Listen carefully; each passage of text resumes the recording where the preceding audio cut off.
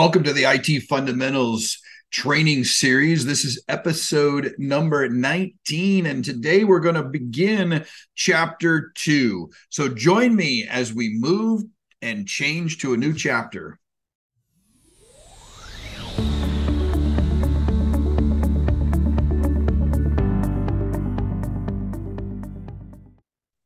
Welcome to the IT Fundamentals training series. My name is Mark Haupt, and I'm your host of this training series. Today, we're going to begin chapter 2 on page number 60.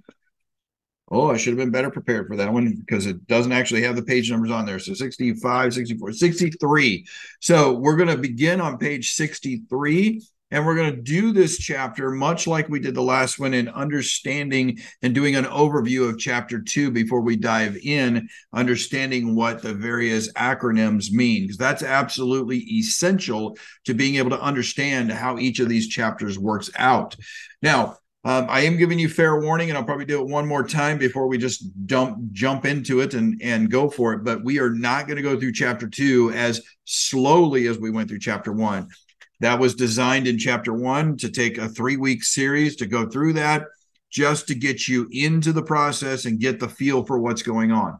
As we move into chapter 2, we're going to speed it up a little bit, and we're going to spend 1 to 2 weeks in chapter 2. And then probably as we get more momentum going, we'll spend 1 to 1.5 weeks in each of the additional chapters after that.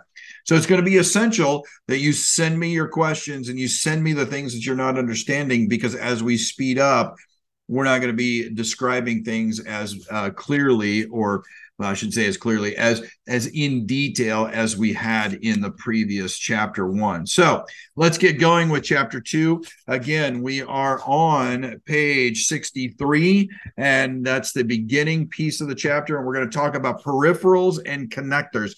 So peripherals and connectors are, first of all, are the items that you connect to the computer from an external perspective. So we're not going to be talking about things like PCIe cards here, where you insert a new card into the motherboard. We're going to be talking about taking an SSD, an external hard drive, for example, and attaching it to USB, things like that. And so in that process, we're going to be dealing with units of measure in regards to speed of transmission. We're going to be talking about networking a little bit and how we connect to the internet and connect to our networks. And then we're going to be looking at those peripheral devices and what they mean to the computer and how we can operate with them. So let's dive in.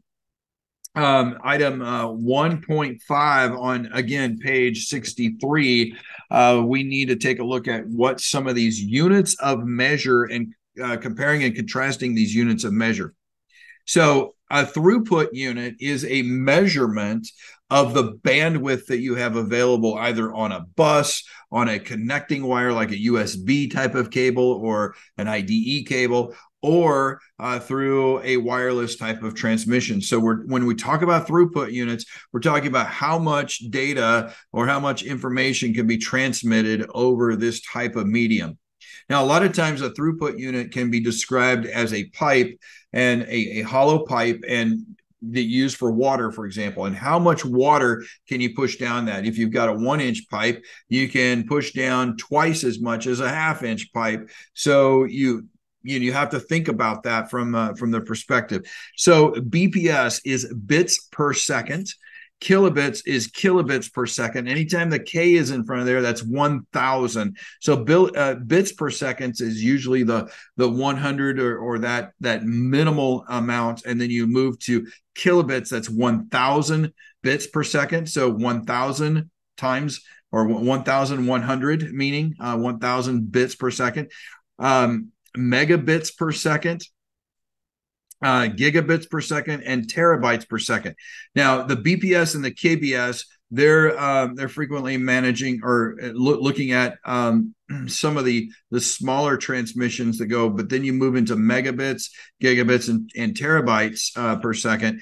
You're looking at high capacity transmission. So that's what KBS, MBS, GBS, and TBPS, I should say, is what they are. So we'll get into more detail in those as we get into the chapter. But for right now, you just need to understand bits per second, kilobits per second, megabits per second, gigabits per second, and terabyte per second. All right.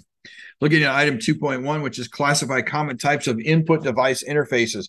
So on networking, there's really two. There is the wired network and the wireless network. Okay. Under the wired network, there's a telephone connector, which is called the RJ11. And anytime you see the RJ11 or RJ45, what you're looking at is you're talking about the end connecting point. And I've got one here that I'm putting in front of me. This is what you see on the end of a network cable. You can see it's, if you're looking on the video, it's got a little clip. On the end of it, you can see it's got some areas where the wires have gone into these slots here at the top. There are 8 wires inside of this networking cable. This is an RJ45 networking cable. Now, they ask you to take a look at RJ11s. Again, this is important for the book, but you will probably never see these in real life because we've done away with wired telephones for the most part. From time to time, you'll see a wired telephone on a desk, and that's actually running RJ45 these days because a lot of them are voice over IP connecting through Ethernet. So just for the RJ11, as we get into it, just remember RJ11 is telephone, and RJ45 is for Ethernet. Now, the wireless, you have a couple of different transmission capabilities. There's NFC and Bluetooth, all right? I think we're probably all familiar with the Bluetooth side of things because that is something that we use very frequently in connecting our AirPods or different types of things, to our phones and to our mobile devices. Now, NFC stands for near field communication is what that stands for. We'll get into that a little bit, but is a protocol that you don't hear a lot about anymore, and is you connect over 4 centimeters or less.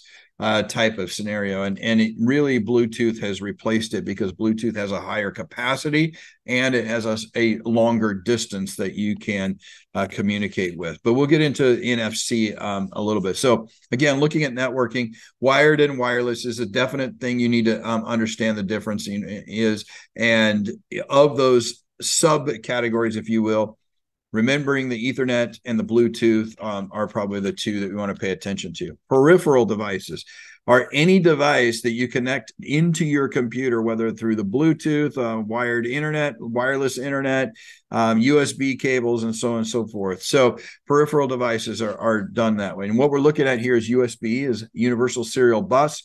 We talked about that a little bit in the last chapter. We'll talk about it more here. A Thunderbolt cable. Never hear of those anymore, but it was designed to have some high-speed communication there. Bluetooth, again, wireless, but certainly a prominent communication point. In RF, which is radio frequency, or perhaps even RF could be used for infrared radio communications. All right, graphic device. Here's essentially the different types of monitors that you can have, or connecting pieces of monitors. The video graphics array, or VGA, is the older types of all of these here. HDMI, we're very familiar with those, connecting those to our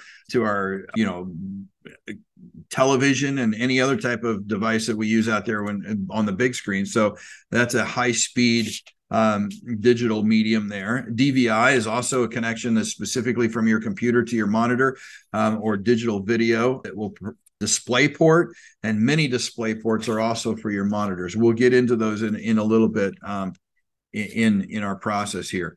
All right, so the other peripherals that we need to look at are devices, not just monitors or devices that you might attach. So printers, scanners, keyboard, mouse, camera, external hard drive, speakers, and displays, all things that we could potentially use and connect to our computers this day and age as well. So it's very relevant.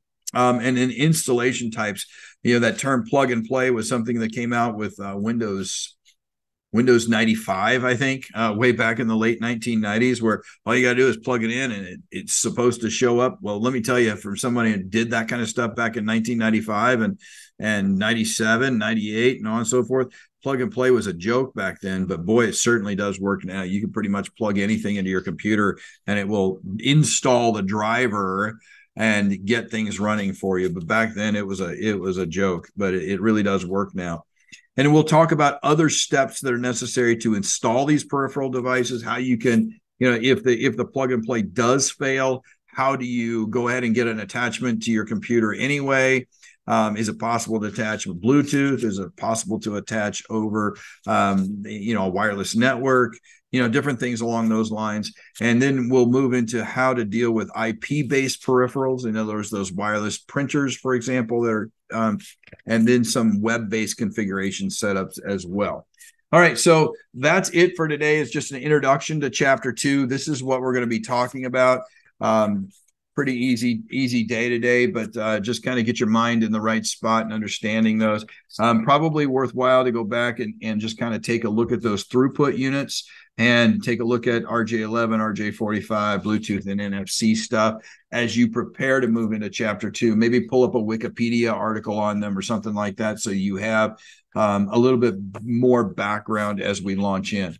So tomorrow on episode 20, we will get started on these items, and we're going to understand the common peripherals and interfaces that are out there. And we're going to dive straight into audio devices on episode 20. And then we'll look at display devices, which we need to slow down a little bit on for episode 21 later in the week, because there's so many different possibilities, including monitors, CRTs, old cathode ray tubes, projectors, flat screens, all sorts of things. And then, of course, the DVI connectors. We may actually may actually take the time and break our displays down into two segments or maybe one long segment just to get through it. But we'll definitely take a look at those here later this week. So glad you joined us as we're moving through Chapter 2. Again, it's going to be a little bit more fast-paced on this one. Some of the segments may be a little longer, so they're so we can get all the information necessary into them. But we'll work through this, and we'll get you to where you need to be ready to pass these tests. All right. Again, email address is over here, mhaupt@commonsensesecurity.net. My phone number is there if you need to give me a holler as well. If there's something you're not understanding, let's communicate. Let's prefer email, because I do a lot of travel and a lot of moving about the cabin, so to speak, of the airplanes. So easier to shoot me an email. Let me know what's going on, how I can help you, and get you through this and get you some learning, as they may say in Andy Griffith. All right. Hopefully this has been valuable to you. Chapter 2 is coming. Let's do it.